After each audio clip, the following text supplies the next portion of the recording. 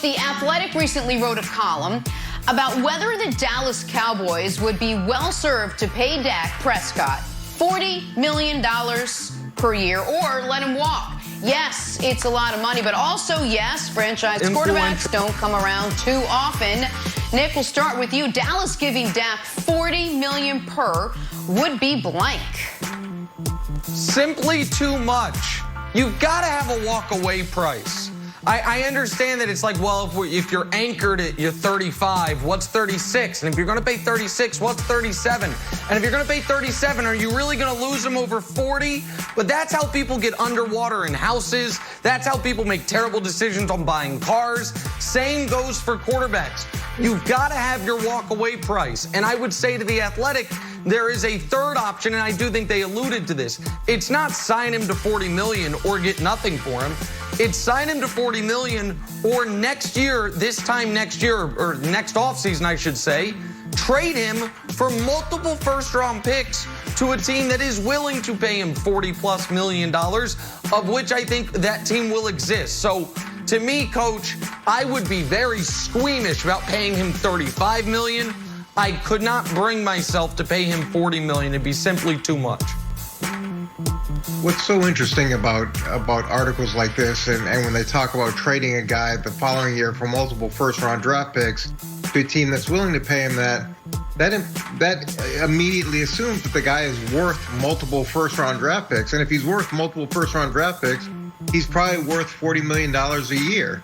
And if to me, this could be justifiable. When you look at Carson Wentz getting paid this past season, and in every notable metric, Dak's been better than him.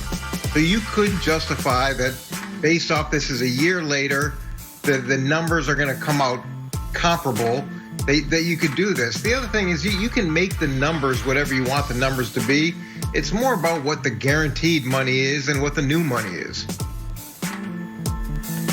Look, I think this is a good idea. We all know the cap's going up in 2022. I think the Cowboys are going to look back and say, wow, what a great deal we signed with Dak. I just hope it gets done and doesn't start to bleed over. If it gets franchised, it's actually going to be a distraction throughout the whole year and actually hurt the Cowboys on the field.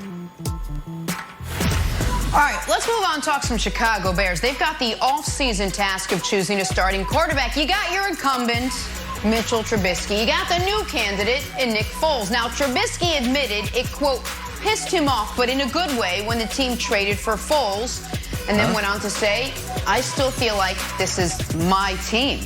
Nick, Trubisky's future with the Chicago Bears is blank. If future means past this season, it's non-existent. Mitch Trubisky will be in the NFL next year. It will not be with the Chicago Bears. It will be with another team, either fighting for a starting quarterback spot with a mediocre, below-average quarterback, or backing up an established quarterback. The Bears, when they declined his fifth-year option, that is Ryan Pace acknowledging he made a massive error in that draft, not only not even meeting with Deshaun Watson, not considering Patrick Mahomes, but wanting Trubisky so badly they traded up from 3 to 2 to ensure they got him. They tried to start fixing that error by trading for Nick Foles' bad contract this offseason. But there is Mitch Trubisky's future with the Bears is non-existent. His last year in Chicago is this one, Coach. Yeah, I see this as being completely under his control. This is a guy that 2 years ago was a Pro Bowler and first-team All-Pro. And when you listen to what's being said in Chicago, there's been talk about the offense became too complicated, and there needs to be some ownership outside of just the quarterback position in terms of his struggle in the second year. And sometimes that happens. You have a good first year with a new system, and the next year you try to advance the system, and it just becomes too much. They had problems with the offensive line. There were 38 sacks. So there's a lot of things that could be improved. But at the end of the day, this is under his control, and how he plays is going to determine whether or not he sees any more time in Chicago.